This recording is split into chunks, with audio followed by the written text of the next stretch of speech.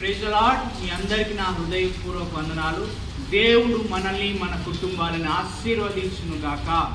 ఈ లోకంలో ఉన్న మనుషుల ప్రేమలు నీ జీవితంలో నుంచి ఎప్పుడైనా దూరం అవ్వగలుగుతాయి. కానీ యేసుక్రీస్తు యొక్క ప్రేమ అది శాశ్వతమైన ప్రేమ.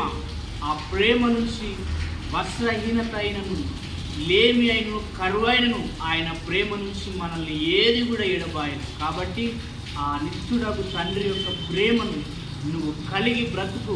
నీ జీవితంలో మనుషుల ప్రేమల కంటే నీ దేవుని ప్రేమ నీ మీద భారమై ఉన్నది కనుక మనుషుల ప్రేమలు ఉన్నా లేకున్నా శాశ్వతుడైన దేవుడు నీతో పాటు ఆయన ఉండబోతున్నాడు.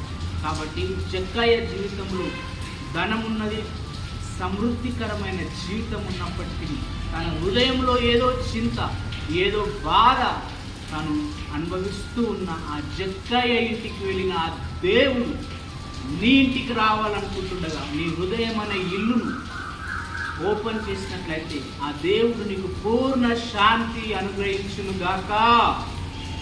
God bless you all.